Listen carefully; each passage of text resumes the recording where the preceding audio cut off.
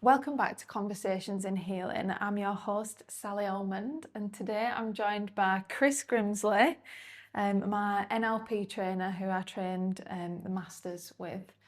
So Chris, you've had 40 years experience in the therapeutic industry. Yeah. So I imagine you spent quite a significant period of your life supporting people in different ways.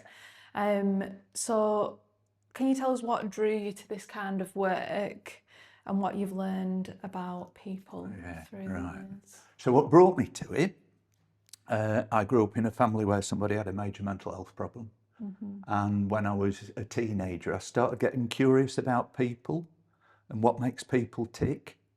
So it's like I was interested in psychology. And I went off and I did a first degree in psychology back in 1972. And for 3 years I studied psychology, and I'd have to say it was at best academically interesting, but practically fairly useless. So I spent 3 years of my life knowing what the theory was, but not much of that I could then take out of college and use with people. And what I realised was I wanted to find stuff that you could actually help yourself and others with. So practically and simply. So I did a degree in psychology, worked a bit in the health service. So I worked a bit in mental health and learning disability services. Went off and trained to be a social worker because I thought that will help me know what makes people tick. Well, that didn't work either. So I did a couple of years social work training, still wanting to find things that practically would help people to tick better, myself included. Came out, qualified as a social worker, worked in social services for a number of years, still looking for stuff that made people tick. So I've done lots and lots of training over the years. And then I came across NLP 30 years ago, so 1995. And in the first hour of this one-day course I went on, I suddenly thought, oh, that's what makes people tick. Oh, and that's what you can do if they're not ticking so well. And for me, it was like a light bulb going off in my head. And what I realised was that I think all of us do the best we can with what we've got at any moment in time. The problem is nobody teaches us how to make this thing work at its best. So what we do is we copy from other people. So without knowing it, we copy how, I don't know, my mum or dad handled emotions, or my brother, how he handled life. And we just naturally copy what other people did because we don't know that there's different ways. And what I learned with NLP, so NLP is based on looking at how people who naturally do things well in life, what is it that they do that's different from those of us who do it less well? And then how can you share that with other people? So for me, that first day of NLP blew my mind, changed my life. It's no exaggeration to say it changed my life. Yeah. And within 3 months, I'd packed in work, gone freelance, not to do NLP training, to do management training, but it gave me the courage to do that. And really, I've never looked back. So I've loved doing what I've done for the last 30 years. I've studied a lot of NLP, and then I've shared it loads with people, as you well know. Yeah. And I can totally agree with that. I mean, when I came on the diploma course, I remember sitting there thinking, why do I not know this? And why does everybody not know this? Absolutely, yeah. Yeah. And, you know, it's a comment I've heard loads of times from people who said, why has nobody told me this before? Yeah. Why have I had to wait to be, you know, in my case, to be 40-some before some really simple, really practical insights into how we work on the inside, into what you can do differently if you're not ticking so well, into the difference between you and me, so how you can get on better with other folk. I just found it utterly life-changing. Yeah. In a good way. Yeah, I totally agree. I mean, I've had some massive changes from coming on the training, and my life's changed significantly. Honestly, I don't think I'd have the confidence to sit here and do this without the NLP training. I remember sitting there on the diploma and, you know, like going around and people saying little bits about themselves and feeling so nervous to even say, you know, like 3 things about myself. So Speaking in a group, and now look at you. I know, but star of stage, screen and TV, Sally. Because that's it as well. I suppose it's almost like identifying your limiting beliefs and those filters that we speak about with the Communication model. and how that impacts us. So when we can recognise that stuff and do some work around it, it does significantly impact how you tick, like you said, doesn't it? Super. So for people who might not be familiar with NLP, how would you describe it? Yeah, that's a good question, isn't it? I mean, I have to say from the outset, the title itself is probably as unfriendly a title as you could come up with for it. But it's a literal description, so I'll explain what the three words mean in a moment. My go-to definition of it is NLP is a really practical approach to psychology, relationships and performance. So it helps me understand what's going on in my head, and it helps me change things if that's not happening so well. It helps me understand how other people are different to me. So one of the big truths that came out of NLP for me, there's a notion that we're as different on the inside as we look different on the outside. Yeah. But most of us, because we can't see the difference on the inside, we think everybody should think like me. And if they don't, well, they're wrong. And very often it's common sense that my view of the world is the view of the world, you know? So, but what NLP taught me is that we are as different on the inside as we look different on the outside. And it teaches you ways that you can understand that difference. Because if I can understand how you're different to me, it means I no longer think you're weird or bad or wrong. I can recognise that you're different, and then I can work with that difference. So that for me has been huge as well. And then the third thing is it helps you to perform better more of the time. So to be clear about what it is you want, there's a whole load of stuff about how you can plan to get what you want. So good planning approaches. And how you can use those things to be more efficient in what you do. So those are the things that NLP give you. So my simple definition, practical approach to psychology, relationships and behavioural performance. Do you want me to explain the words themselves, the neuro-linguistic? Yeah, we better do just for people that haven't heard of it. Yeah. So part of I think the challenge with NLP, it was developed by two guys in America in the 1970s. One of them was a professor of linguistics, and he came up with that name.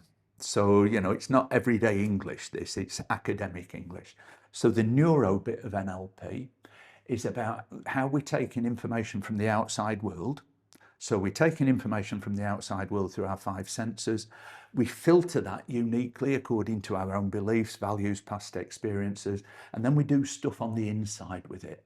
So we have a thinking process that generates our feelings. There's an interplay between those, and it's that generates our response to things, our behavior. So the neuro bit is about how we take things from the outside world, how we filter it uniquely, that internal thinking, feeling response that goes on, and then that's the thing that generates our behavior. The linguistic is about how the words that we use, either to ourselves or with other people, how the words we use affect our response and our emotions. So it amuses me sometimes, you know, I hear the word nightmare a lot these days. So people say, oh, I had a nightmare journey here today. Nightmare journey. You know, it took me 5 minutes to get off that motorway roundabout. Now, the thing is, if you use strong negative language to describe everyday experiences, you make them worse. If I describe something as a nightmare, I'm going to imagine it was far worse than it was. If I just describe it factually, oh, it took me 5 minutes to get off the motorway roundabout. I'm keeping that. I'm not putting a judgment to it. So that can be about how you use language with yourself, but it's also about how you can use language with other people to sort of nudge them in the direction that they want. Said that when you know it, you can be forewarned and forearmed against people trying to pull those clever sales techniques. So you know, there's lots of language pattern stuff in sales where they might ask a series of questions that take you down to a dark place. So one of the ones they shared when I was doing the training years ago, as an example of it, they said something like, do you think there's more crime about today than there used to be? Do you ever read about there being people who've been robbed or the house burgled? Have you ever thought about how you'd feel if you got home tonight and your house had been ransacked? Can I interest you in a home security system? So it's almost like by using that language, they create the pictures in people's heads. And then at the end of that, they go, oh, yeah, blimey, sign me up. Well, if you know the language stuff, you go, I know what you're doing here, pal. You know, it's. I had somebody ring up about double glazing a while ago. They said, Mr. Grimsley, if you're having double glazing, would you have 1, 2, or 3 new windows? Well, I don't need any. I've got windows, thank you. But you know that presupposes that you want either 1, 2, or 3. So there's some interesting stuff, and I think this helps you inoculate yourself against some of those sneaky tricks. And unless people are really, really good with it, you see it coming.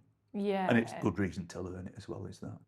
So do you think that we all have the ability to change, and what tends to make that process easier or harder? I absolutely do think we all have the ability to change, and there's some stuff, you probably know it, but there's a notion about as human beings, you know, we're created by cells, don't you? It's like our body's full of cells. And I'm not sure whether this is absolutely accurate, but there's something along the lines of every cell in your body will change within a 7-year period. So there won't be a cell in your body that's exactly the same today as in 7 years' time, 10 years' time. Well, I don't know the exact number of years. The thing that keeps us stuck is this. So if we keep running the same programs over and over and over and over and over, then we can't change because we're running the same programs. So if you change the programs, if you change those experiences, you know, I'm talking about those childhood experiences where like programs are very often laid down very young. When you help people change those programs, or when you know this stuff and you change some of them yourself, then of course you change. So those old beliefs that I used to have a belief that I couldn't speak in public. I used to have to get drunk to stand up in front of a group of people, which was a bit of alarming when one of my jobs was being a trainer. So very early on, if I had to do a talk to a group of people, I was so scared of speaking in public that I used to have a drink, like Dutch courage. Now that was something that was laid down when I was very young. It was having the piss taken out of me when I was little, talking about stuff. Now that set up a program of shyness around speaking in public. But I'm not little anymore, you know. I'm not 6 or 5 or whenever that was laid down. So once I learnt NLP, I could change those events, those sort of beliefs and understandings. They believe that they belong to the you that you were at the age you were when you took them on board. So that thing about being shy, that was little Chris, probably 5 years old. And it was probably my brother taking the piss, because he was a bit of a bugger, was our mate for doing that. So little Chris feeling embarrassed and shy, having the mick taken out of him by his older brother. Chris, I'm 70-some now, you know, Chris the 70-some man, he don't need to keep hold of any of that stuff. Those feelings belong with Chris who was 5.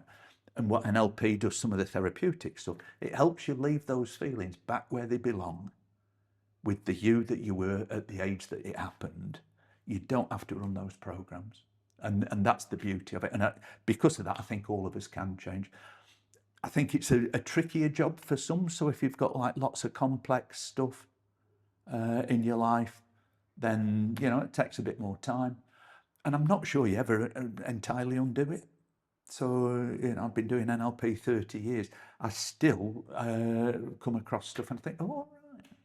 Oh, yeah, I can do something about that. So it's almost like stuff from the past that might be limiting. Yeah.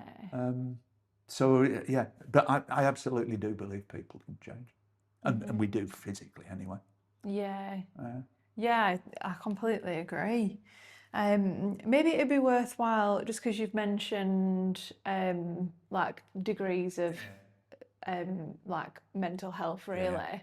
Maybe it'd be worth you showing us the diagram. Yeah. Well, I'll give it a go. A way of thinking about mental health that really works for me is you can think about how we operate as a U-shaped curve. The fancy phrase is it's the normal distribution curve, but it's a U-shaped curve, upside down U, or an N-shaped curve.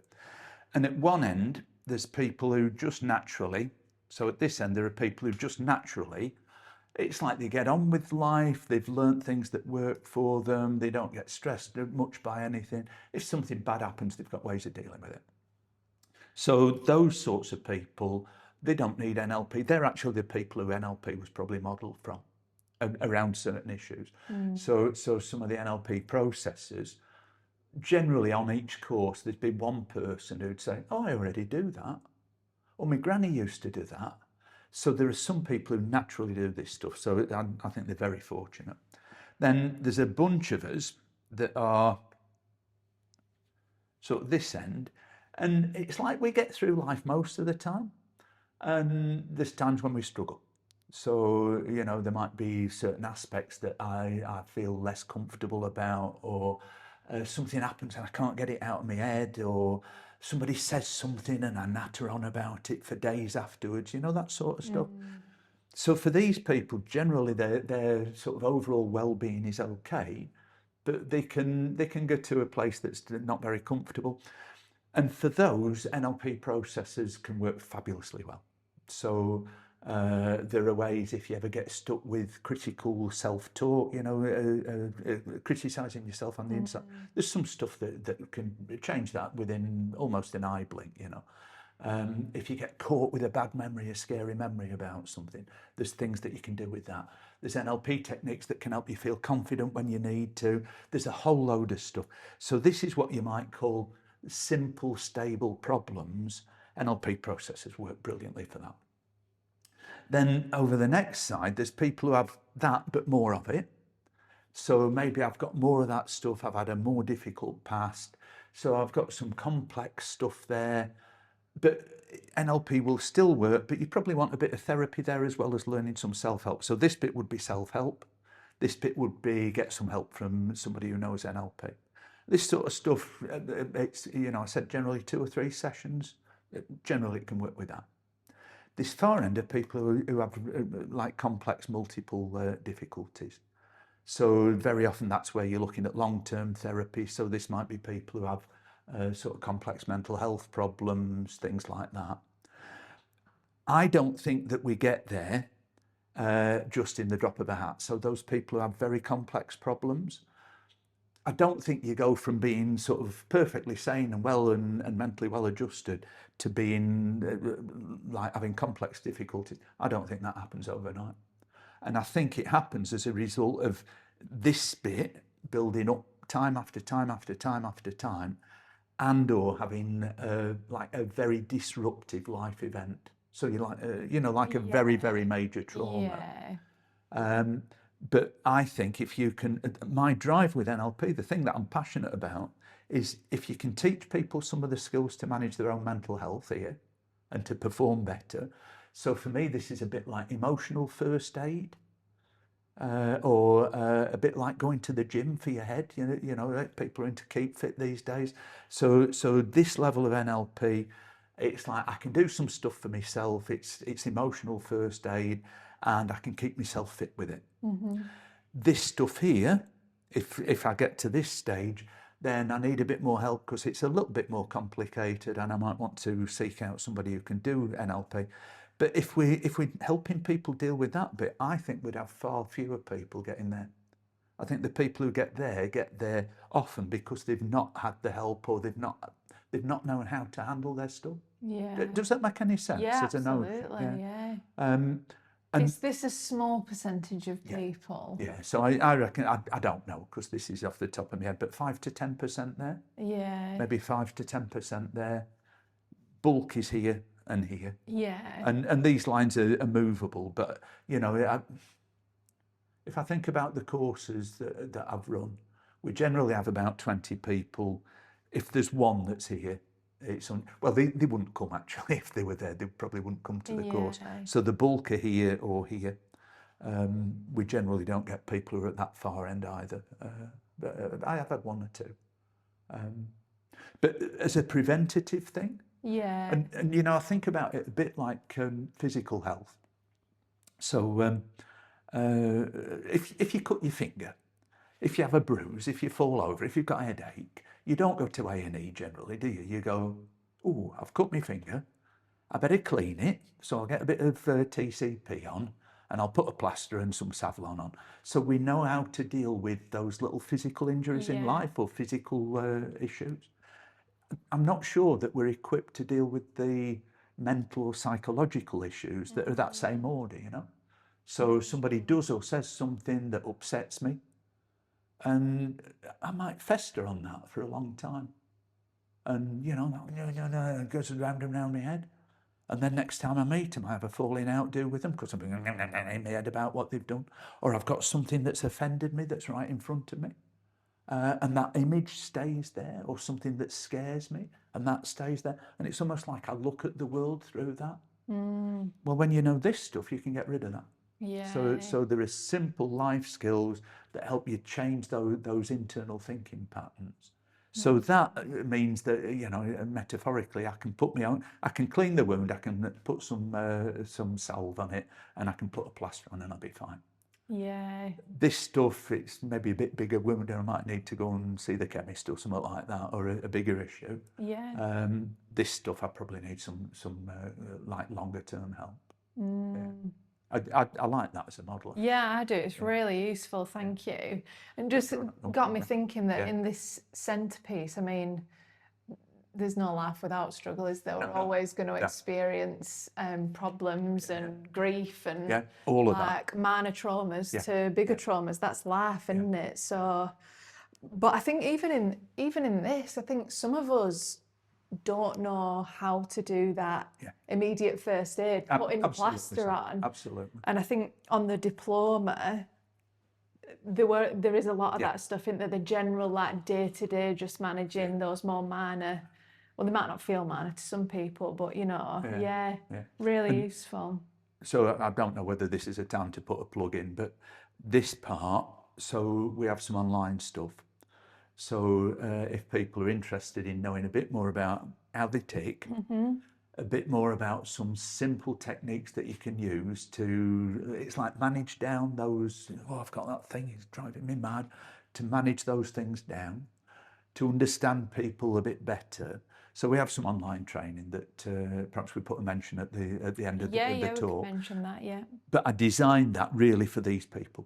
Yeah. You know, for people who, it's like if I pick up some, I guess you might call them life hacks these days.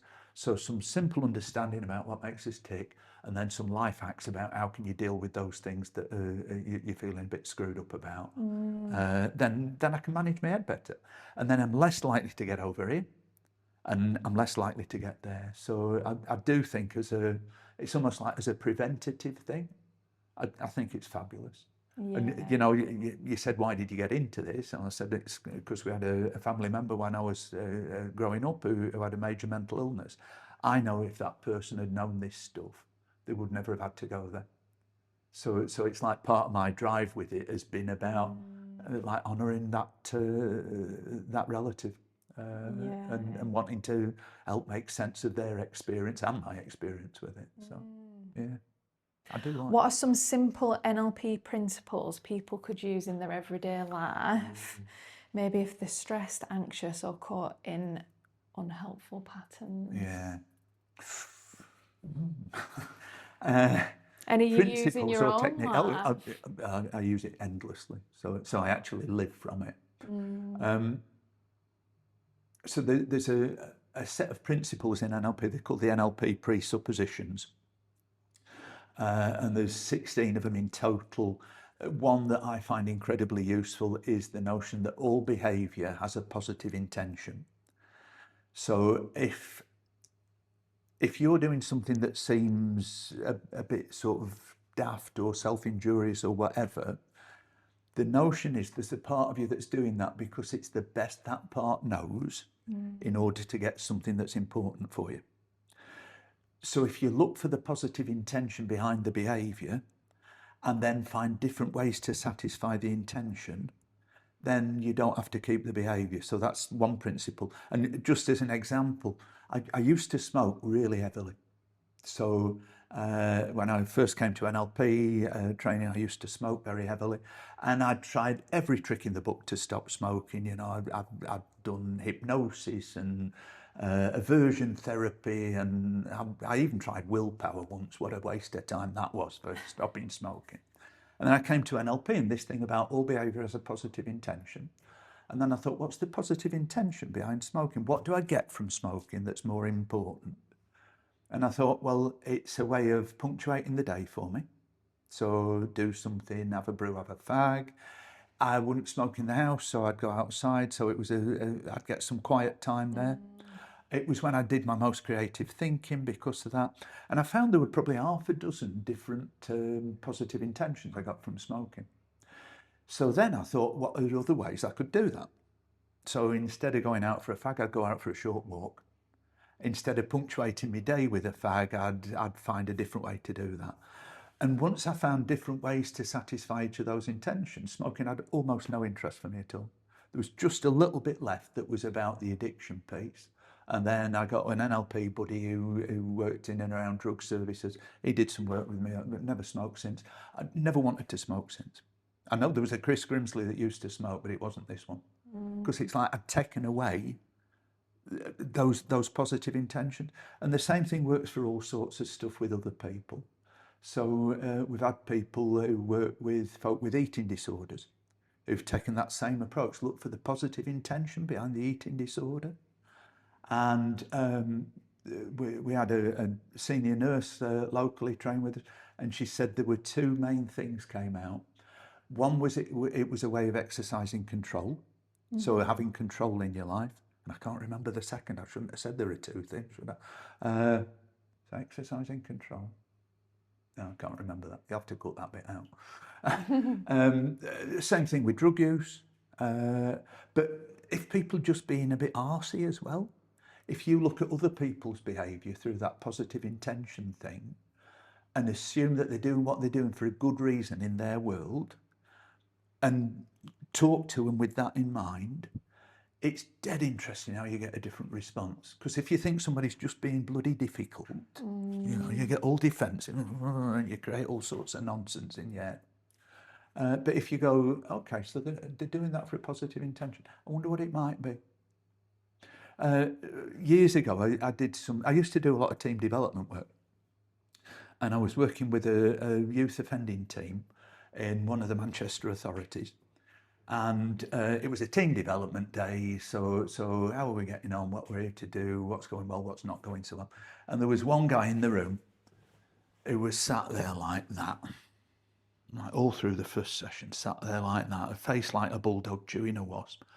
And I thought, oh no, you know, I'd do without that. I thought, no, all behaviour has a positive intention. So at break time, I went over and I had a chat to him. I said, you look like you'd sooner be somewhere else rather than here. In fact, you look like you'd sooner be anywhere else rather than here. He said, yeah. I said, so what's going on? He said, well, I've been made redundant. And my last working day is on Friday. This was a Tuesday. He said, I've got loads of stuff that I have to tidy up before I finish. But they've insisted I come to this team development day. And I said, well, you know, for me, you can go. And I'll tell the manager that, you know, if that's the case, there's no point in you staying. And he said, no, I'll stay. And he was the most useful person on the whole day from then on. But it was for the want of actually looking for the positive intention behind the behaviour. Does the story make sense to you? Yeah. So there's something about, very often if people look like they're being very difficult, if you can look behind that behaviour and go, I wonder what could be behind that. What might they be wanting that's positive from behaving in that way? And go with that. And it makes such a difference. So that would probably be my number one. Yeah. And there's lots of others, but I can't remember what the question was, Sally, sorry. That's okay. Just carrying on from what you said there, is there exception to the rule with that? Yeah, absolutely. I remember on the course choosing our knobheads, Yeah, people in our life. Well, it was sometimes difficult to see that. Yeah. Could you explain that a little bit for us? So these NLP presuppositions, we don't say that they're true. We say they're useful filters to look at the world through, look at your own behaviour and other people's behaviour through. So we do that exercise about think of somebody in your life who you would have classed as a knobhead. and it's absolutely fine to do that, but you could still run that positive intention through it. So the guy that I have in mind when I think about the knobhead was an ex-boss. Now, I knew that he did what he did because he wanted to have control over, he'd recently come in and he wanted to exercise his authority and control. So that was his positive intention. The way he went about it, I disagreed with. If you take it to further extremes, when I was first taught that, I did my NLP training in the mid-1990s, and we had a weekend, and it was just after, I don't know if anybody remembers the Dunblane massacre, where a guy had gone into a school and shot a load of kids up in Scotland. And they were talking about all behaviour has a positive intention, and I thought, you can sod off. It's like, how could you run that with that sort of extreme behaviour? And, you know, we don't say it's true. We say it's a useful way to look at your own behaviour and at other people's. So if 95% of the time you use it, then it's going to help. If you have 5% when you think, no, that just goes beyond the pale. So some stuff that goes on with politics, I really struggle to look at positive intention with it. But I won't go into that either, because we'll digress. We'll be here all day. So the original question was useful principles for people or that you use with yourself. So that would be one. Second one would be we live life from the inside out, not the outside in. And what I mean by that is what drives my response and my behaviour is what I'm doing on the inside. So the thinking that I have that generates the feeling, how the feeling affects the thinking. So that goes round and round and round. And how I behave comes from that. It doesn't come from what's happening in the outside world. So it depends what I pay attention to in the outside world. So there's a third principle here, and it's that our attention is like a torch beam in a darkened room. So what I pay attention to in the outside world, I can't pay attention to everything. So on the course we talk about we take in information through our 5 senses from the outside world. We process over 2 million sense impressions per second from the outside world. We can't consciously process all of that. So what I pay conscious attention to, it's like a torch beam in a darkened room. And if I'm shining my torch beam on bad stuff, if I shine my torch beam on shit, I think life's shit. But there's always stuff going on that isn't like that. And it depends what I shine my torch beam on. So it's not what we experience objectively in the outside world that we respond to. It's what we filter in, what we shine our torch beam on, what we pay attention to, and then what we do with that on the inside. So the thinking, feeling bit of that. So one of the sort of really handy hints that I have around that, what you pay attention to in the outside world, is if you've got a problem, if there's something going on that you don't like in life, there's a couple of things that can help. One is to ask yourself, when isn't that happening, or when doesn't that happen? Because I don't think there's a single problem that happens 100% of the time to the 100% of the intensity. So when doesn't that happen? Or what percentage of time does that happen and not happen? So you might remember on the course, I shared an example. I saw a guy years ago. His GP had suggested he came to see me. He was feeling depressed, been to sort of conventional talking therapies in the past, wanted to try something different. His GP had been training with us with NLP. She said, why don't you go and see Chris? Guy came along, told his story. He'd had problems in his childhood, had a failed relationship, had a better relationship, but that just failed as well. And he said, I'm just on this slippery slope back to depression. So he told me all that story. And I just said to him at one point, I said, I'm just curious, because it's a good word to use, is curious. I'm just curious, when don't you feel like that? And he stopped, and he went like, and you could see him, when don't I feel like that? And he said, you know, you're the first person who's ever asked me that question. The first person in any sort of counselling, mental health nursing, any of that, has asked me, when don't I feel it, rather than tell me more about when you do feel it. And he said, when I go fishing, I feel fabulous. And you asking me that question, I've realised I haven't been fishing for nearly a year. And this guy was a DJ, he was a musician. And he said, when I'm DJing, I never feel depressed when I'm DJing. He said, and I know I'm brilliant. But because his torch beam was firmly fixed on that, Yeah. bad, depressed, all of that, he didn't see those. It's almost like his attention had closed down. And then he'd take that on the inside, and then he'd go, oh, more bad things happening, feel worse, more bad things happening. He'd shine his torch beam more and more on that. So just that as a little a nudge absolutely changed it for him. And he came to see me just that once. And just with that, because he hadn't realised how much he was doing that. Yeah. So that was one. And then the other one that I really love, and you're going to have to edit some of this stuff out, aren't you? Because we're going to be here till Thursday at this rate. The other one that I love is, I was talking to somebody on a course at break time, and she said, it was first break time on a foundation diploma course down in Manchester. And this woman said, she said, I'm terrified of driving, utterly terrified of driving. And I'm hoping you're going to sort me out on the course. All right. And I know she'd driven there because she'd been a little bit late. She said, I'd struggled to park. And I said, so you're terrified of driving? I said, is it all driving you're scared of? Or is it just some? And she thought for a bit. She said, well, actually, no, it's not all driving. I'm all right on A roads and ordinary roads. It's motorway driving. I said, okay. And I said, so what percentage of the driving that you have to do you have to do on motorways? And she lived in Greater Manchester, worked in Greater Manchester. She said, it's probably 20%, if that. I said, okay. So 80% of the time you're all right driving? Oh, yeah, I am, yeah. And then I said, so is it all motorway driving, or is it just some motorway driving that you're scared of? And I thought, she lived in Greater Manchester, and the M60, there's bits of the M60 that I think are terrifying, where those lanes narrow when you're going around Stockport, that sort of way.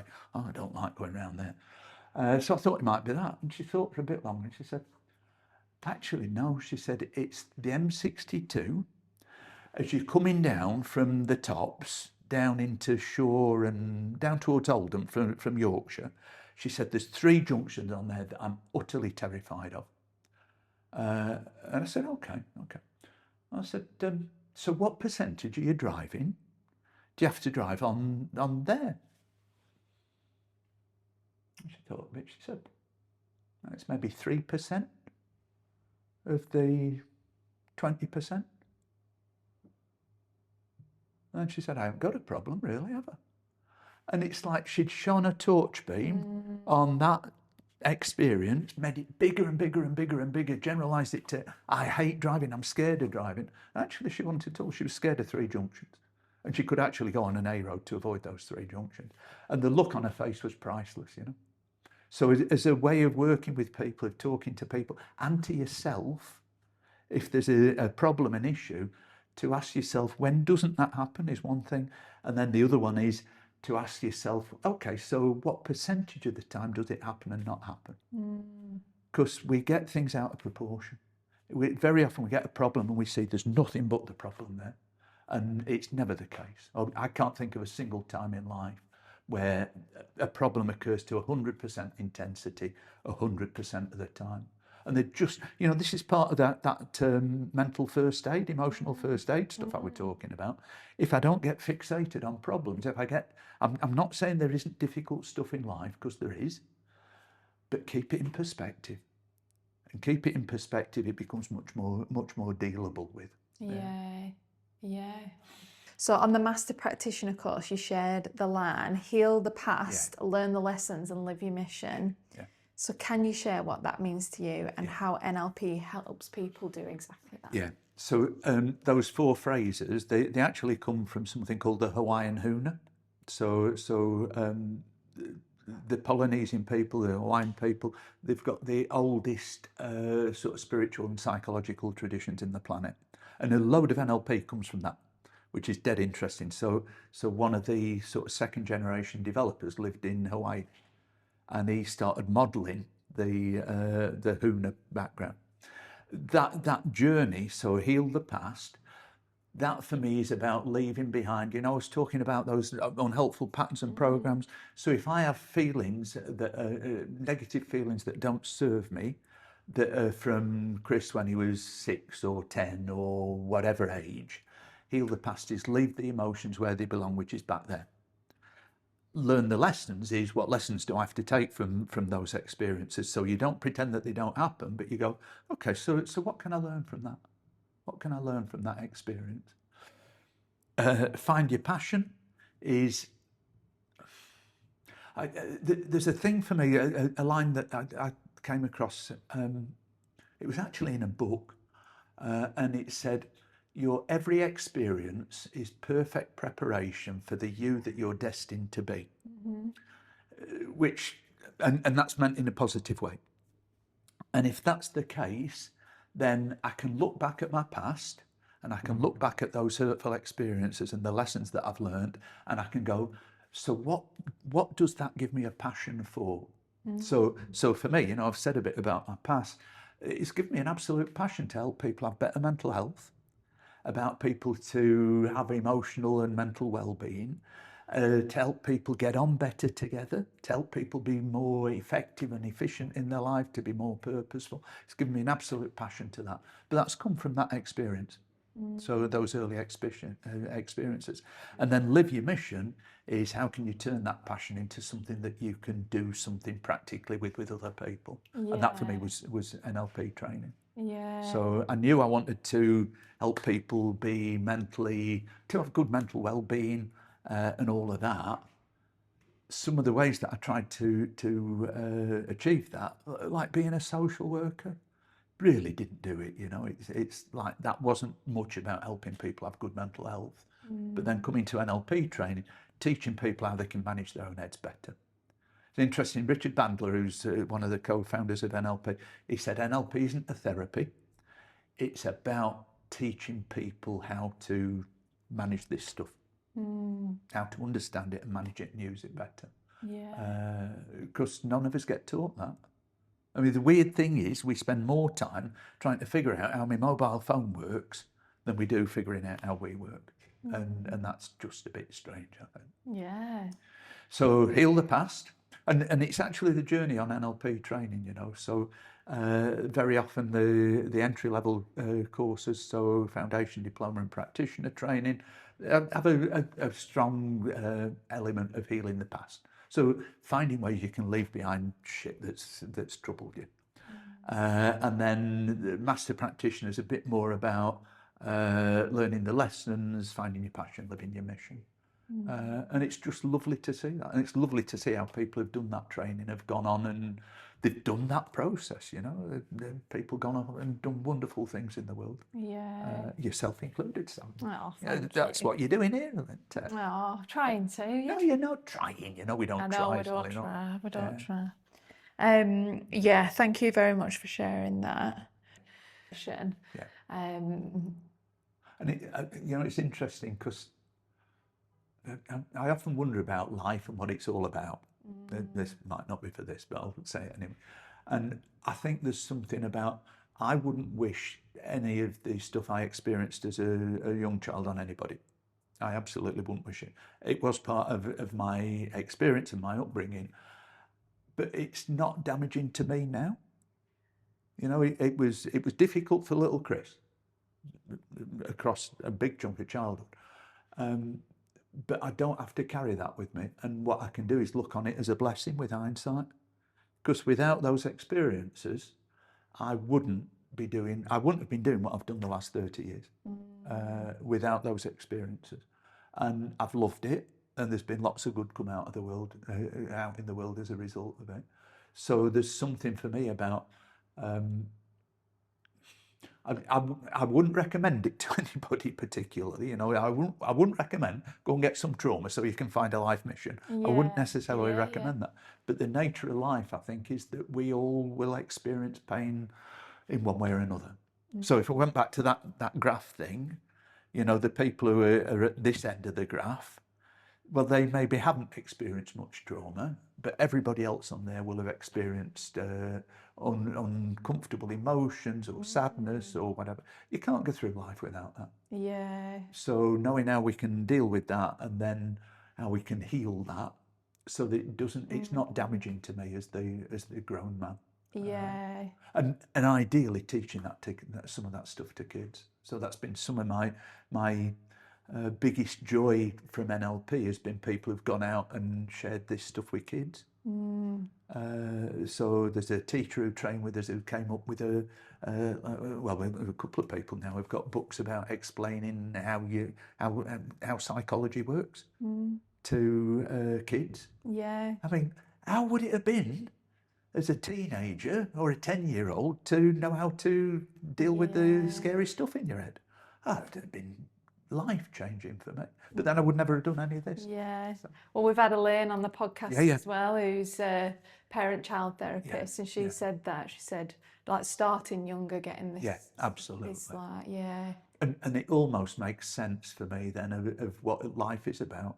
So it's like, you know, whatever I've experienced, whatever you've experienced, if we can make that a useful experience for other people or later generations or whatever it might be, and let that ripple out, I think that's fun. Yeah, really fun. I love that. Yeah, just wanted to say as well, just off the back of what you said there. So on the NLP training, I also went on to do the IMT, the eye movement therapy. And when you were saying those past experiences don't belong to the Chris here now, I had some eye movement therapy on some fairly significant trauma that we won't go into, but I understand what you mean by that. The weight of that experience is no longer with me. Yeah, it's fabulous. And I think it's hard to see that when you've not had any of that work. Yeah. If they're listening to this and they've had those experiences, it might be like, wow, can I find my mission when I've had this significant trauma? But I think when you're in this place and you've done the work, you are detached from it, aren't you? It almost like cuts the emotional cord, doesn't it? Some of the NLP work. So it happened to a younger me, that whatever it is. I keep whatever emotion it was attached to it alive by what I'm running in my head. Yeah. But often I'm not aware of it. So one of the things that I haven't mentioned, some of the stuff in NLP, they talk about how we think and how we process on the inside. And part of the notion is because we're taking information from the outside world through our senses. So what we see, what we hear, what we feel, what we taste, what we smell.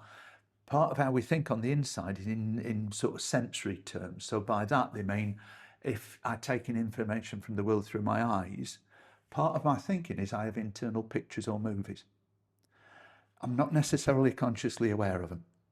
So they're a bit like I can look at the world through a memory, but I'm not consciously aware that it's there and it's something from the past.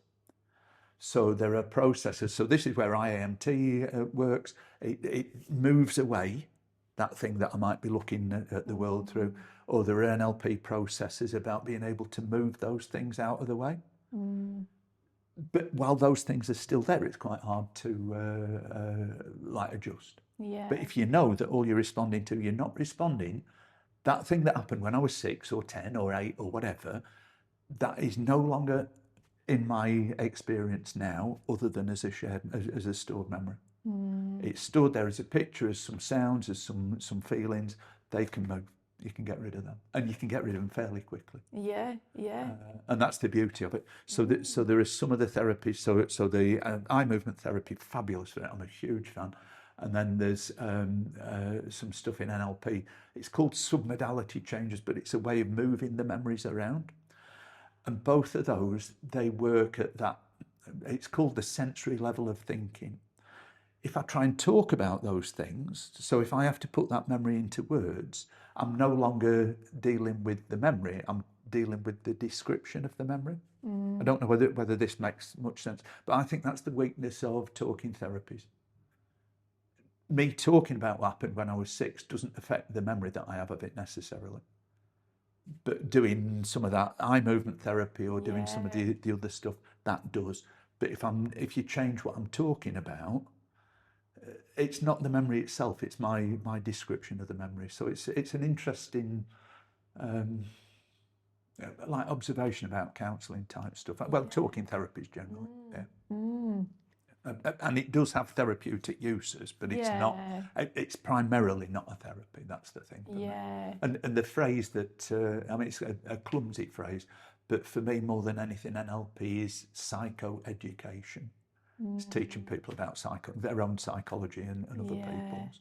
To me, I feel like that almost does it a bit of an injustice, really, because like what we've just spoke about, like the eye movement therapy that I had, that's been the most effective therapeutic work I've ever had. Like genuinely have a detachment from a trauma that I experienced. That feels hugely therapeutic. Oh, absolutely, yeah. But that's one aspect of it. So NLP as a whole that's the psychoeducation bit. NLP as a whole is about teaching us how we tick.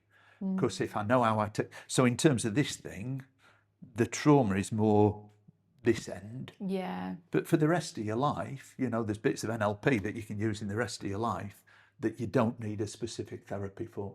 And those things like keeping problems in perspective and all of that means that you don't get to the extent that you've got a head full of nonsense. So, but you know, some of us have trauma, and I've had massive results from finger waggling and IMT, finger waggling, from NLP processes, huge results for it.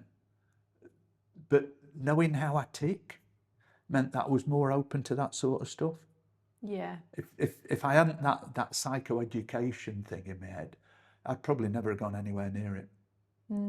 Yeah. So there's, I'm not saying there isn't a therapeutic element to NLP. I think there's a huge one, but it isn't primarily a psychotherapy. That's what Richard Bandler meant.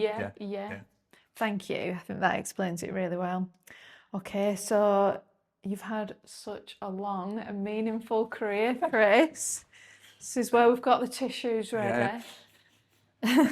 So as you start to move toward retirement, what do you feel most proud of, and what legacy do you hope to leave behind? I think, so the thing that has driven me with this and still does is the notion of ripples. So there's a framework in NLP called logical levels, and the highest level that we aim for is what they call connection, and that's about what impact does what you do today, what impact does what you do with somebody else, or what you do for yourself, what impact does that have, first of all, on the people who are around you. So if I do something, what impact does it have on Glenda and friends and stuff like that? What impact does it have in your immediate neighbourhood? So how does what I do ripple out across the street that I live on and the area that I live in? What impact does me having an impact on those people mean that they can have on other people? So it's like it starts to ripple and spread out and ripple and spread out and ripple and spread out. And then what impact does that have, not just in terms of you and other people and the other people that they work with, but beyond that and beyond that and beyond that, but does that have across time? So for me, what I hope the legacy is that people will take some of the stuff that I've learned and then been able to share with them, that they change what happens within themselves, what happens within their immediate sort of family or friends or that sort of stuff, what happens then in wider circumstances. So you know, so you come into doing NLP training and now you're doing this, and who knows how many people this is going to reach, and who knows what impact you touching their lives will have on the lives of people in their lives, and what impact that will have subsequently. So that I think this stuff, I think it's, I mean, it sounds a bit grandiose, but I think it's a real force for good in the world. Yeah. And this being shared with people. So some of the stuff that I'm really proud of, and it's not proudest, but we've had people in education. So there's a teacher, a head teacher called Chris, who wrote a book about, it's called the Behaviour Management Toolkit. So it's a way to teach teenagers NLP. So teach them how they tick, so they don't have to go through the difficulty. There's a Kindness Matters initiative that a guy called John McGee's put together. John's taking that through primary schools. He's teaching kids things like tapping and just beautiful, beautiful stuff. And some of the stories that I've heard from him have been absolutely moving. And he's out in India currently, and he's been doing bits of training in schools in India for free. You know, that sort of generosity, I think is lovely. And then stuff in mental health services or in management training. So the way this has rippled out, I don't know half of it. I don't know a tenth of it probably. Yeah. And periodically people get in touch and say, oh, are we doing such and such? So we had a woman who's a nurse trainer, and she said, oh, I took that stuff that you taught us about logical levels. We've woven it into a senior nurse trainer's course. And I thought, wow, that's fabulous. You know, how good's that? If that means people get better healthcare. So that for me is that passion bit of it for me. And knowing that this stuff will ripple out. Because it is too good not to know. And that thing about why did nobody teach me this earlier? Why did nobody tell me this earlier? The more people can tell more people about it. And then there's the Teen Lives Matters thing going on in Oldham, Rochdale. So again, psychoeducation and largely NLP based stuff, working with teenagers. I just think it's fabulous, you know. Yeah. Because childhood and teen years, you know, they're not the easiest at times, I don't think. No. I think the more that younger generation can get hold of some of this stuff, I think that's got to be terrific. Don't know. Has that answered the question? Yeah. Oh, well done, Chris. Is that it? Have we done? Just one last question. Finally, Yeah. I ask every one of the guests, because the name of the podcast is Conversations in Healing. What does healing mean to you? Yeah, I think it's that thing about heal the past. So it's about leaving behind any unhelpful, negative emotion from the past, leaving it where it belongs. So whatever happened to Chris when he was 6 or 3 or 2 or whatever, it's like the feeling belongs there. Chris, the adult, can feel okay that younger Chris had that, and he can learn some lessons from it. So that would be psychologically. The other thing, and this is maybe opening a bit of a loop at the end, but there's something for me about physical healing, and very often in NLP we have a thought that physical symptoms can very often be a message and have have a positive intention. So it's like your unconscious mind can communicate through physical symptoms. And sometimes it's got your best interests at heart when it's doing that. So part of healing for me would be to listen to your symptoms and be curious about if there was a message, if my unconscious was giving me a message about something that I needed to change as a result of having this symptom, what might that be and what might I need to do to act on it? I'm not saying it's always the case, because I'm sure it isn't, but very often I've seen people, it's like be overstressed or something like that. I had a colleague years ago when I still had a proper job, busy senior manager, working every hour God sent, and she kept saying, I'm desperate for a break, and she fell and broke her leg, and she had to take time off work because of that. And it's almost like you could imagine the unconscious mind saying, she's desperate for a break. This is one way I can make sure she gets one. So that healing thing about physical health, I'm not saying it's the case all the time, because I think that's a bit of an overreach with it. But to be curious about the symptoms that we have, and to be curious about, well, I wonder if there was a communication here. What might I need to pay attention to? What might I need to do differently? We had somebody, again, you can cut some of this stuff out. We had somebody on a course once. She started losing her voice the day before we did we call it an integration piece, where people do NLP with each other for the day. And on the Saturday before the Sunday that was to happen, she started losing her voice. I won't be able to do the tomorrow. So I talked to her about this stuff, and I said, so you're losing your voice? And I thought, I wonder what that could be about. I said, is there anything coming up where it's like you're being hesitant about speaking about something, or you don't want to talk to somebody about something? And she said, oh God, I've got a really difficult conversation I have to have next week. And, you know, just maybe this losing her voice was a way of avoiding that conversation. And we did a bit of NLP. Her voice was back by the following day. Yeah. And she did the stuff on the course, and she had that, and we helped her to address that conversation. So I just think it's interesting sometimes to go, I wonder whether that symptom is a communication about something. Yeah, really interesting. I bet you've seen things like that so many times, though. It's like, you know, you'll see it firsthand to believe it, won't you? But just to finish, one of the presuppositions is that mind and body are not separate. Isn't Mind it? and body one system. Yeah, absolutely. Yeah. And I think obviously for me having like an illness, there's definitely things that's been communicating to me and that I've needed to change. So yeah, I really hear that. Yeah. I do think it's fascinating, and that mind-body stuff.